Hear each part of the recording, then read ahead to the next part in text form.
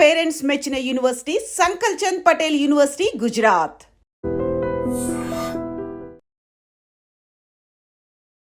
Welcome to I dream. నా పేరు లుంబిని. కట్నం పెట్టి భర్తని కొనుక్కోవడం అనేది పెళ్లికి ముందు జరుగుతుంది, కానీ పెళ్ళైన తర్వాత భార్య భర్తని 1,50,00,000కి అమ్మేసింది. ఇంతకీ ఆ కొనుక్కున్న ఆవిడ పరిస్థితి ఏంటి, కొన్నావిడ పరిస్థితి ఏంటి, అతనికి అంత వాల్యూ ఏంటి, ఇంతకీ ఏం జరిగింది, డీటెయిల్స్ తెలుసుకుందాం. ఈరోజు మనతో పాటున్నారు ప్రముఖ motivational speaker and family counsellor Rajani Rama గారు. మ్యామ్, thumbnails లో హెడ్లైన్స్ లో ఇలాంటి న్యూస్ విన్నప్పుడు 1,50,00,000 పెట్టి భర్తను అమ్మేసింది, అంటే కొనుక్కుంది. ఒక ఆవిడ కొన్నారు, ఒక ఆవిడ అమ్మారు ఆబ్వియస్లీ.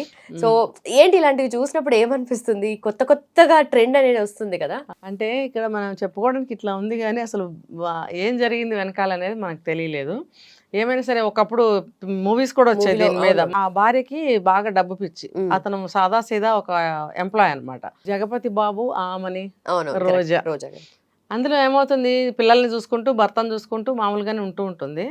కాకపోతే ఏంటంటే ఆశలు బాగా ఉంటాయి కొంతమంది ఆడవాళ్ళకి. ఎలా అంటే నేల విడిచి సాము చేయటం అంటారు కదా, ఆ పద్ధతిలో ఉంటుంటారు. అంటే మన స్థాయి ఏంటి, మన స్థితి ఏంటి, ఇవన్నీ ఆలోచించుకోకుండా అతిగా ఎక్కువగా కలలుగంటూ ఉంటారు. కోరికలే గుర్రాలైతే అని అంటారు కదా, అట్లా కోరికలు గుర్రాలయ్యి పరిగెడుతూ ఉంటాయి అన్నమాట ఆశల్లో, కలల్లో. అంతేగాని ఇలాంటి ఊహలు వస్తే కూడా మనం కట్ చేయాలి. మనకి మనం ఆటో సజెషన్స్ ఇచ్చుకోవాలి. ఎలా మనము మన స్థితి, ఏ స్థితిలో ఉన్నాం. నేను ఒక పెళ్ళైన స్త్రీని, నాకు ఒక 2 పిల్లలు ఉన్నారు, నా భర్త ఒక చిన్న ఎంప్లాయ్ సంపాదించుకొస్తున్నాడు, పిల్లల్ని మంచిగా పెట్టుకుంటున్నాం, చదివించుకుంటున్నాం, హ్యాపీ జీవితం. అంటే ఏ స్థాయికి తగ్గ వాళ్ళు ఆ స్థాయిలో సుఖాన్ని, అక్కడే డెవలప్మెంట్ని మెల్లమెల్లగా ఉన్న దాంట్లోనే పొదుపు చేసుకుని ఒక మెట్టు పైకి ఎక్కడానికి ప్రయత్నిస్తూ ఉంటారు. మధ్యలో ఈ పనికిమాలిన కలలు, ఆశలు కన్నారంటే అది సాకారం అవుతాయో లేదో చెప్పలేం. అవ్వాలి అని అంటే ఒక వ్యక్తి జీవితంలో ఎంత స్ట్రగుల్ అవ్వాలి, ఎంత కష్టపడాలి, అతనికి ఎన్నో టాలెంట్స్, స్కిల్స్ ఉండాలి. అప్పుడు కానీ అతను ఒక మెట్టు, అంటే అతను అనుకున్న కళల గోల్కి చేరుకోలేకపోతాడు. అది చాలా కష్టమైన విషయం. నీకు అన్ని కళలు, ఆశలు ఉన్నప్పుడు నువ్వు కష్టపడాలి నీ గోల్ రీచ్ అవ్వటానికి. అది కాకుండా కూర్చుని కమ్మని కళ్ళ కంటే ఏమవుతుంది, అక్కడ కొంప కొల్లేరవుతుంది. సో ఆ సినిమాలో అట్లానే అయ్యింది. ఎంత చెప్పినా వినిపించుకోలేదు, ఆవిడకేమో కోరికలు ఎక్కువ, చివరికి అమ్మేసింది. ఒక ఆవిడ ఇది గమనించి, అంటే ఏదో కథ ఏదో ఉంది, 2 పిల్లులు కొట్టుకుంటుంటే ఒక కోతి వచ్చి బన్నుని సగం సగం సగం సగం వేసి అంత తినేస్తుంది. గమనిస్తూ ఉంటుంది. అంటే మనం అనుకుంటాం మనల్ని ఎవరు గమనించట్లేదు అని, కానీ ఎవరికి ఏది కావాలో దానికోసం ప్రతివాడు వెతుకుతూనే ఉంటాడు. అవునా?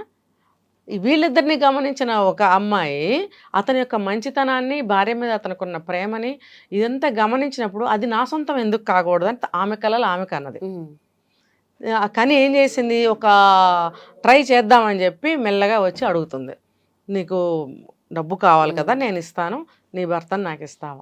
ఎగిరి గంతేసి మరీ తీసుకుని, అందులో కూడా 1,00,00,000 రూపాయల ఎంత ఉంది అందులో కూడా కదా. అలా ఆవిడ దగ్గర డబ్బు ఉంది, అంత మంచి వ్యక్తిని తను పొందాలని అనుకుంది. ఈవిడికి వద్దన్న వ్యక్తి చాలా మంచివాడు, నేను తీసుకుంటాను అనుకుని డబ్బు ఇచ్చింది, కొనుక్కుంది. బహుశా ఇక్కడ కూడా అలాంటిది ఏదైనా జరిగింది. అలాంటిది అంటే అలాంటిదే కాదు.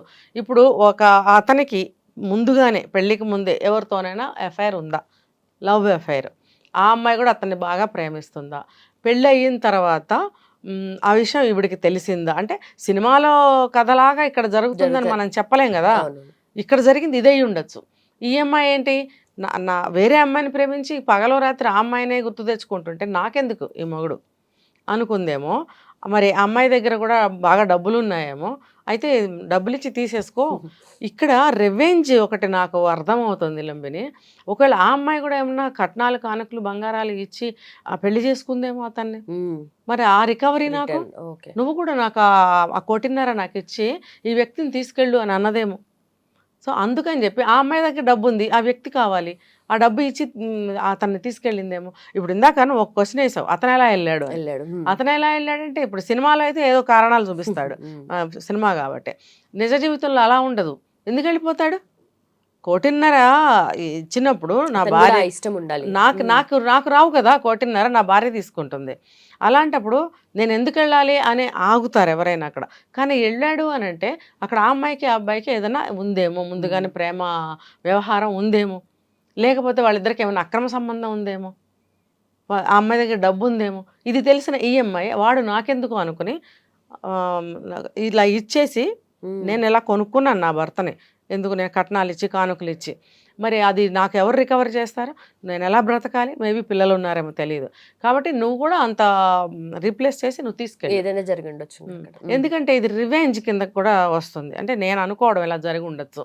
ఎందుకనంటే ఇప్పుడు మనసు లేని మనిషితో కాపురం చేయలేరు. మరి తను బ్రతకాలి అని అంటే ఎలా బ్రతుకుతుంది? ఇప్పుడు తల్లిదండ్రుల దగ్గరికి వెళ్ళి తలదాచుకోవాలంటే అక్కడ కూడా బాధాకరమైన పరిస్థితే ఉంటుంది. లేదా పిల్లల్ని ఎలా సాకాలి ఒకవేళ పిల్లలు ఉంటే. కాబట్టి వాళ్ళు ఇచ్చిన కట్న కానుకలు తిరిగి రావు. సో ఇలా ప్లాన్ చేసి ఆ అమ్మాయిని అడిగితే ఆ అమ్మాయి ఇలా డబ్బు ఇచ్చిందేమో. కాబట్టి నేను చెప్పినట్టు ఎప్పుడు కూడా మనల్ని ఎవరికి ఏది కావాలో వాళ్ళు గమనిస్తూనే ఉంటారు. అది మన దగ్గర ఉందంటే మనల్ని వాళ్ళు గమనిస్తూ ఉంటారనే విషయం ఒళ్ళు దగ్గర పెట్టుకుని జాగ్రత్తగా మనం కూడా అటు ఇటు చూసుకుని వెళ్ళాలంటారు కదా, అలా అటు ఇటు చూసుకుంటూ బ్రతకాలన్నమాట. అంటే జీవితాన్ని కాపాడుకోవటం నేను చెప్పేది. కాస్త అటు ఇటు చూసుకుని వెళ్ళండి.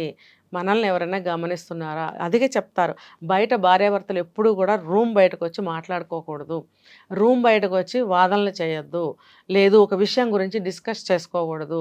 భర్త తప్పు చేసినా భార్య తప్పు చేసినా అక్కడే అడిగేయడం అలాంటివి చేయకూడదు అని ఎందుకు చెప్పారంటే వీళ్ళ బంధం ఎలా ఉంది అనేది అవతల వాడికి తెలిసిపోతుంది. వీళ్ళ వ్యక్తికి తెలియకుండా వీళ్ళిద్దరి మధ్యన ఏదో లూప్ హోల్ ఉంది అనేది అవతల వాడికి తెలిసింది అంటే అవతల వాడు ఏదో అనుకో వాడు ట్రై చేస్తాడు. ఈ అమ్మాయికైనా ట్రై చేయొచ్చు, అవతల వాడు ఆడదనుకోండి ఆ మగవాడికైనా ట్రై చేయొచ్చు, ఏదైనా కావచ్చు. అది ఎంత దూరం వెళ్తుంది? కాబట్టి నలుగురిలో ఉన్నప్పుడు తల వంచుకోవాలి, నోరు విప్పకూడదు. ఒకళ్ళు మాట్లాడితే ఒకళ్ళు నోరు మూసుకొని కూర్చోవాలి. కానీ ఇంత చేసి పెళ్లి చేసి ఆ పెళ్లికి వాల్యూ లేదు, దాని తర్వాత ఎమోషన్స్ కి లేదు, మరి ఇట్లా అమ్మడం ఏంది మ్యామ్ అసలు? అది నేను చెప్తున్నా, దీని వెనక ఏం కథ జరిగిందో ఒకవేళ మనకు తెలిస్తే మళ్ళీ ఇంకో వీడియో చేద్దాం. ఏంటంటే ఇక్కడ పెళ్లికి వాల్యూ లేదు అని అంటే నాకు తెలిసి ఈ అమ్మాయి అమ్మేసింది అని అన్నారు కదా, అది ఆ అమ్మాయి నేను చెప్పిన స్థితిలో కనుక అమ్మేసినట్టయితే కరెక్టే చేసింది అనుకుంటున్నా. పెళ్లికి వాల్యూ లేదని మనం అమ్మాయిని అనకూడదు. ఇక్కడ పెళ్లికి వాల్యూ తెలియంది అతనికి. కాబట్టే ముందుగా పెళ్లికి ముందే ప్రేమ వ్యవహారం ఉండి ఇప్పుడు మళ్ళీ నడుపుతున్నాడు ఆ అమ్మాయితో, లేదు ఒక అక్రమ సంబంధం పెట్టుకున్నాడు అంటే రెండు విషయాల్లోనూ అతనిదే కదా తప్పు. ఆ మూడో వ్యక్తిని మనం అనకూడదు అసలు, అర్థమైందా? మూడో వ్యక్తిని ఎప్పుడు అనకూడదు. ఇప్పుడు ఒకటి చెప్తూ ఉంటాడు మనకి, దిగరా దిగరా దిగరా అంటాడు, అది లోతెంతో తెలుసుకుని కదా మనం దిగాలి. దిగమన్నాడని దిగేస్తే పైకి రాలేవు నువ్వు. వాడి మీద ఎలా నువ్వు నెడతావు నెపాన్ని? దిగమన్నాడు అందుకే దిగాను, దిగమన్నాడు అందుకే దిగమన్నాడు అంటావా? నీకు బుద్ధి జ్ఞానం, నీకు విచక్షణ జ్ఞానం నీకు ఉండాలి. అది ఎంత లోతుందో ఏంటో, దిగటం ఈజీగానే ఉంటుంది, ఎక్కడం కష్టం అనే ఆలోచన నువ్వు చేయాలి. కాబట్టి మూడో వ్యక్తిని ఎప్పుడు అనడానికి అసలు అవకాశమే లేదు. ఇక్కడ లూప్ హోల్ ఉంది కాబట్టి, ఇక్కడ వస్తువు దొరికే ఛాన్స్ ఉంది కాబట్టి నేను క్యాచ్ చేస్తే బాగుంటుంది, నాకు కూడా అవసరమే కదా అని అవతలవాడు ఎదురు చూస్తూ ఉంటాడు అనే స్పృహ మనకు ఉండి ఎక్కడా కూడా గది దాటి ఇల్లు దాటి బయటకు వచ్చాము అని అంటే మూడో వ్యక్తి దగ్గర మనం ఏమీ మాట్లాడకూడదు. పిచ్చి మాట అయినా ఎటువంటి మాట అయినా పెళ్ళాం మాట్లాడినా మొగుడు మాట్లాడినా రెండో వాళ్ళు మూసుకొని ఉంచోవాలి. ఇంటికి వచ్చిన తర్వాత కాసేపు తిట్టుకోండి, వాదించుకోండి, అది వేరే విషయం. నెక్స్ట్ టైం రిపీట్ కాకుండా ఉండేలాగా చూసుకోండి. అది మీ బంధాన్ని బట్టి ఉంటుంది. అది మీరిద్దరూ ఒకళ్ళ మాటకు ఒకళ్ళు విలువిచ్చేవాళ్ళు అయితే రెండోసారి అది రిపీట్ అవ్వదు. ఒకవేళ బంధానికి విలువిచ్చేవాళ్ళు కాకపోయినా సరే ఈ ఒక సంఘటనతో మీ భార్య బాధపడింది, ఇంటికి వచ్చి అడిగింది, లేదా మీ భర్త వచ్చి ఇంటికి వచ్చాక అడిగాడంటే మీరు అక్కడన్నా మీరు మారాల్సిన పరిస్థితి చాలా ఉంది. లేకపోతే ఇది ఇలాగే జరుగుతాయి. రైట్ మ్యామ్, నిజంగా అంటే పెళ్లిలో కూడా కొత్త కొత్త ట్రెండ్లు వస్తున్నాయి చాలా. ఎప్పటికప్పుడు ఉపాయంగా బ్రతకటమే. ఇవే ఏ శాస్త్రాలను రాసి పెట్టలేదు. గతంలో పూర్వకాలంలో ఇవన్నీ జరగలేదు. చూసి నేర్చుకోవడానికి రోజుకోటి కొత్త కొత్త సమస్యలు వస్తూనే ఉంటాయి. Right, ma'am. Thank you so much. And for more videos, please subscribe to iDream. Please subscribe to iDream. Please subscribe iDream. And please subscribe to iDream. For more videos, subscribe to iDream. please like, share and subscribe to the channel. Congratulations, iDream. Subscribe to iDream. Subscribe to iDream. So subscribe to iDream Media. iDream ki iDream team andarki huge congratulations. Please subscribe iDream Media. Please subscribe to iDream. Subscribe iDream. Please subscribe to iDream. I dream అంటే నా కళల ఛానల్ను subscribe చేసుకున్న నోరు తిరుగుతలేదు. మీరైతే గంట గుర్తు కొట్టండి. For more such videos, please subscribe to iDream.